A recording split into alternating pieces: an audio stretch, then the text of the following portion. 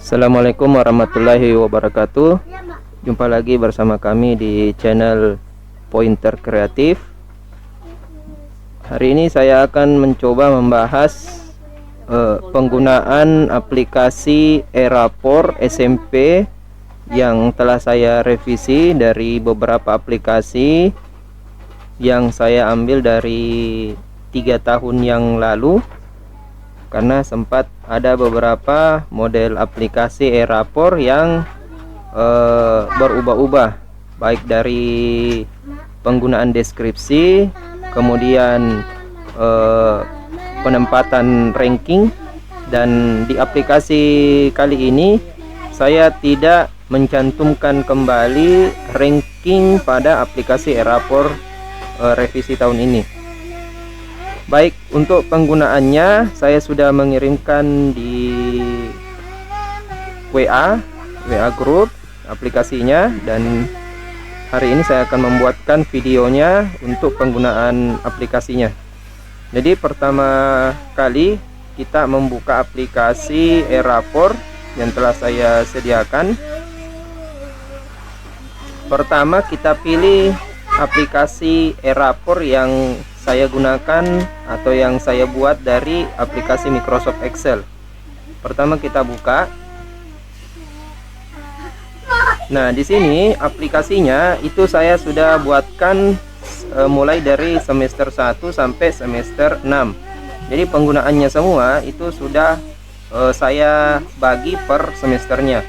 Nah, karena tahun ini kita akan menggunakan semester 2, jadi data-data yang kita punya di semester 1 itu bisa kita pindahkan atau copy ke aplikasi revisi ini dan memasukkannya ke dalam semester 2. Jadi kita tinggal klik tombol yang ada kata semester 2-nya. Setelah itu kita pindahkan data-data pada sheet bio ya, atau sheet biodata. Setelah sheet biodata selesai, kita inputkan lagi di sheet nilai, di mana sheet nilai itu sudah ada mata pelajaran yang sudah lengkap dengan KKM-nya. Setelah itu kita isikan di bagian pengetahuan sama keterampilannya. Kemudian itu kita isi mulai dari pelajaran pendidikan agama sampai di pelajaran muatan lokal, di mana muatan lokalnya di sini itu kita ambil yakni mata pelajaran bahasa daerah. Kemudian setelah kita mengisikan semua nilai, yang berikutnya kita mengisi nilai sikap, di mana nilai sikap itu terbagi atas dua model. Yang pertama nilai spiritual sama nilai sosial. Nah, di nilai spiritual itu kita isikan nilai mulai dari nilai 100 sampai nilai 0 yang paling terendah. Artinya karena di sini KKM-nya 75, lebih kecil dari 75 itu dianggap error ya. Sedangkan kalau 75 ke atas ada kategori C, B dengan A. Sama pula dengan penilaian sosial. Nah, setelah kita isikan nilai pada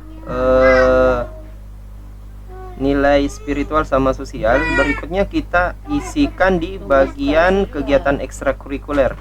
Nah, di sini ekstrakurikulernya ada pramuka, kemudian OSIS, dan kalau ada kegiatan yang lain seperti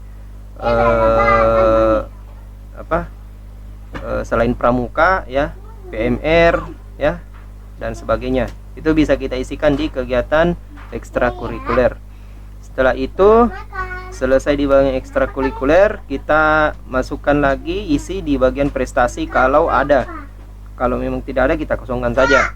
Setelah itu yang berikutnya adalah kehadiran. Nah, di sini kita samakan jumlah kehadiran atau berapa persen kehadiran setiap siswa yang ada di dalam kelas kita, mulai dari 100 sampai 0 ya. Jadi kita tinggal ketikkan saja angka 100 misalkan. Kalau misalkan siswanya itu tidak pernah ada sakit, izin dan alfanya, atau kalau misalkan ada alfanya atau izinnya itu misalkan ada tiga kali, artinya kita cukup ketikkan 97 saja.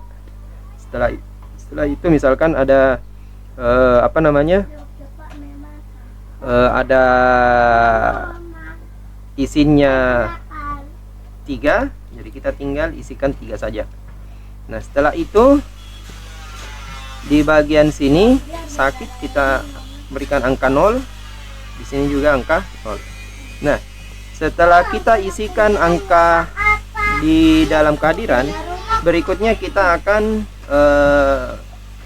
mencantumkan catatan untuk siswa kita dari wali kelasnya ya.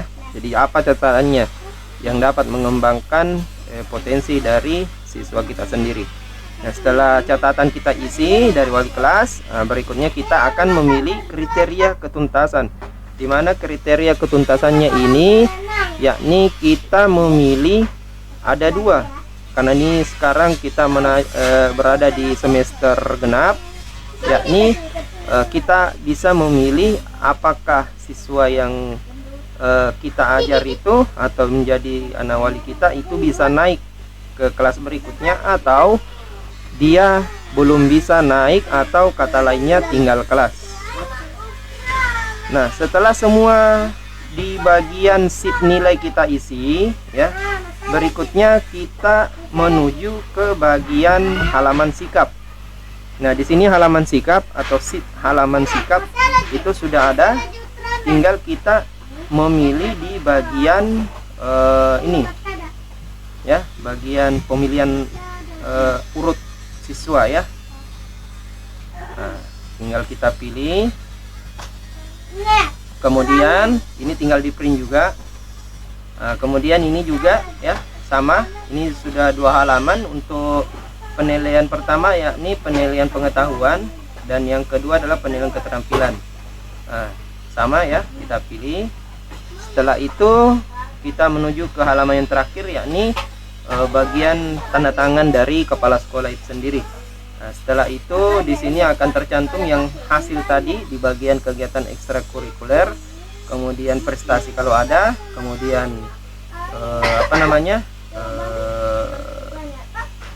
persen dari kehadirannya ya gitu. Nah, selesai semua persen kita isi ya, catatan wali kelas ini juga akan muncul secara otomatis karena kita sudah mengisi di bagian kriteria ketuntasan ya, apakah dia naik kelas atau tinggal kelas. Setelah itu kita print, kemudian kita tanda tangani ya, tanda tangani. Nah, dan jangan lupa ini namanya nama wali kelas ya. Di sini saya belum cantumkan, tapi nanti wali kelas sendiri masing-masing yang akan mengisi ya. Itu saja. Mungkin sekedar itu saja yang dapat saya berikan dari saya. Semoga aplikasi e-rapor kali ini itu tidak ada lagi masalah, apakah masalah dari segi lulus, segi naik kelas dan sebagainya. Adapun kalau ada yang mau berkomentar atau masukan, bisa chat langsung ke saya memberikan masukannya tentang aplikasi e-rapor revisi tahun ini. Cukup sekian mungkin, terima kasih. Assalamualaikum warahmatullahi wabarakatuh.